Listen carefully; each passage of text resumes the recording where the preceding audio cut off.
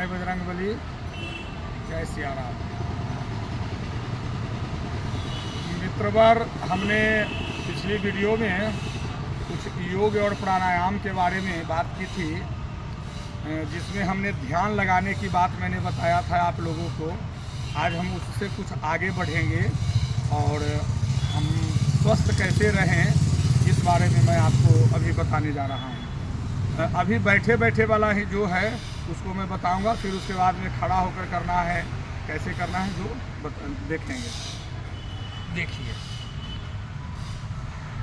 सर्वप्रथम जो मैंने मेडिटेशन यानी ध्यान लगाने की बात में बताया था, और ख़ास कर करके मेरा निवेदन उन युवा मित्रों से है कि आप लोग जो आधुनिकता में आकर करके अपना जीवन शैली को गंदा कर लिया, खराब कर लिया है, उस अपने जीवन शैली को बदलो। और अगर नहीं बदलोगे तो 20 साल से ज़्यादा नहीं जी पाओगे। इसलिए कि वातावरण, माहौल, इन्वायरमेंट कैसा हो रहा है, हर चीज़ तो नकली ही चल रहा है।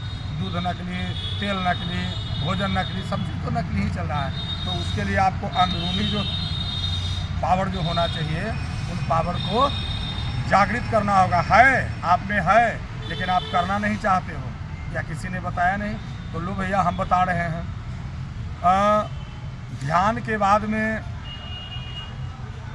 ये अपने दोनों हाथों को, और ये जो कंधे में जो दर्द होते हैं ना, उसके लिए बताया गया है कि आप इसको यूँ इस तरीक़ा से कर करके ऐसे ऐसे करेंगे, इस तरीक़ा से, फिर पीछे की ओर इस तरीक़ा से, फिर उसके बाद में है आपका ये हाथ जो है ये ऐसे पीछे जाएगा, फिर उसके बाद में यूँ इस तरीक़ा से ऐसे, इस तरीक़ा से ऐसे आएगा,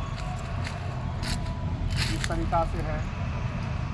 फिर एंगल चेंज हो जाएगा। एंगल चेंज होने के बाद में है कि फिर इसको आप यूँ इस तरीक़ा से ये हाथ करेंगे, ये हाथ करेंगे, आप इस तरीके से कर सकते हैं। इससे होगा कि आपका जो हाथ है ना वो सही रहेगा, और ये इसमें दर्द वगैरह नहीं होंगे और मजबूत भी होंगे। फिर बताया ये गया है कि यदि आप पेट से परेशान हैं, यानी किन्हीं का पेट बार बार खराब रहता है, या भोजन पचता नहीं है, उसके लिए भी बताया गया है कि आप कपालभाति का प्रयोग जरूर करें। घर पर कम से कम 5 मिनट कपालभाति। कैसे? आप बिछावन पर भी कर सकते हैं, ऐसा नहीं कि खुले मैदान में इधर आना जरूरी है। आप बिछावन पर भी कर सकते हैं। पहला नंबर ब्रह्म मुहूर्त में उठ जाइए, दूसरा नंबर में नित्य क्रियाक्रम जो होता है उसको आप कर लीजिए, यानी खाली रहिए, और तीसरा नंबर में ध्यान थोड़ा देर लगा करके, और तब उसके बाद में यूँ इस तरीके से ऐसे किए हुए रहना है। माने इसको पद्मासन की मुद्रा कहते हैं मित्र बंधुओं।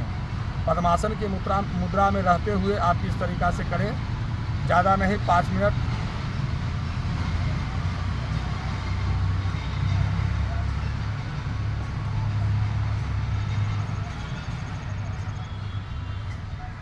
इस तरीक़ा से इसको कहते हैं कपालभाति। फिर है, इससे आगे जब हम बढ़ेंगे तो और भी है। अब जैसे अनुलोम विलोम बताया गया है, रामदेव बाबा भी बताते हैं, थोड़ा गोपाल बाबा भी बता रहे हैं, इसका भी फॉलो कीजिए।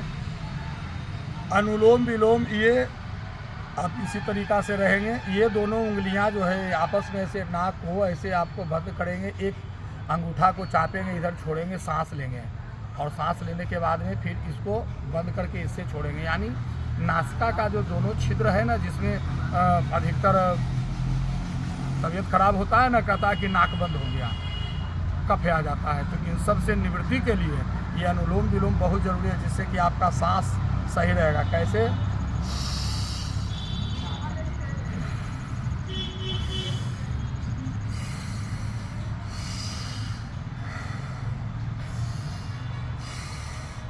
इस तरीक़ा से सांस गहरी लेना है, मतलब पूरा लेना है।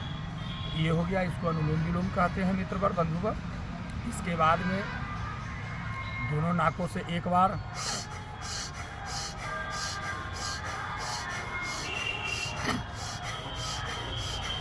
इस तरीक़ा से भी कर सकते हैं। इससे है कि आपका अंदर का जो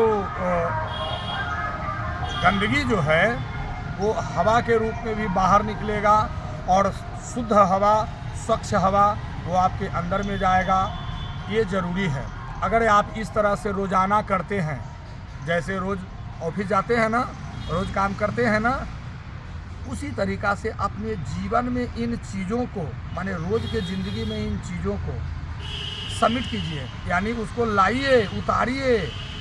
और भी हम बताते हैं, एक है जिनके पैर में बार बार दर्द रहता है, बस आप इस पैर को केवल ऐसे किए हुए रहिए और थोड़ी देर आप ऐसे करें, इस तरीक़ा से आप बैठे, ये आपका हो गया।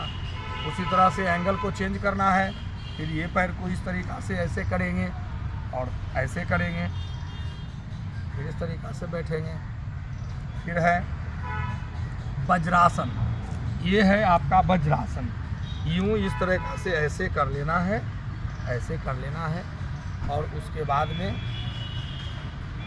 थोड़ी देर आप बैठिए इस तरीक़ा से। ये वज्रासन की मुद्रा है। आगे करेंगे, ये दोनों हाथों की मुट्ठियों को बांधकर अपने पेट के इस भाग में, यहाँ पर जिसको ठेठ में नाभि जहाँ होता है और दोनों किडनियाँ होती है, उस जगह पर यूँ इस तरीक़ा से ऐसे कर करके आप नीचे झुक सकते हैं, पृथ्वी में अपने नाक को सटाइए ऐसे।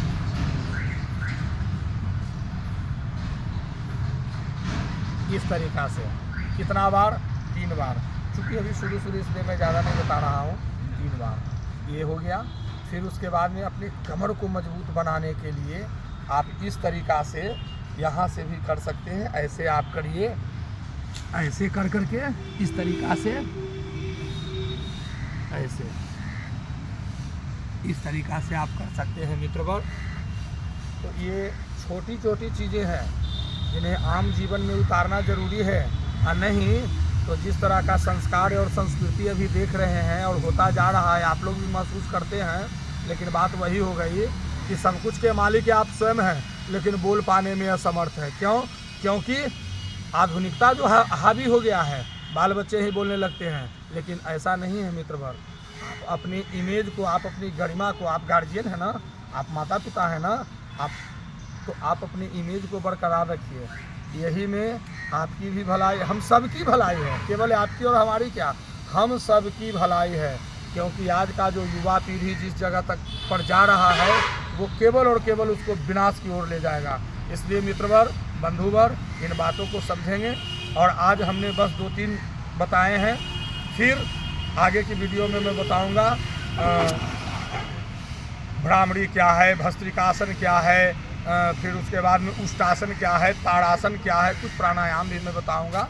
और योग का मतलब, आप एक चीज़ जाते जाते समझ लीजिए बंधुवर, कि योग का मतलब होता है जोड़, यानी जोड़ना। इससे ये हमारे अंदर में जो आत्मा, इस आत्मा को परमात्मा से जोड़ने की क्रिया को, जोड़ने की कला को ही हम योग कहते हैं। वो कैसे होगा? जो मैंने पहले वीडियो में बताया, ध्यान यानी मेडिटेशन।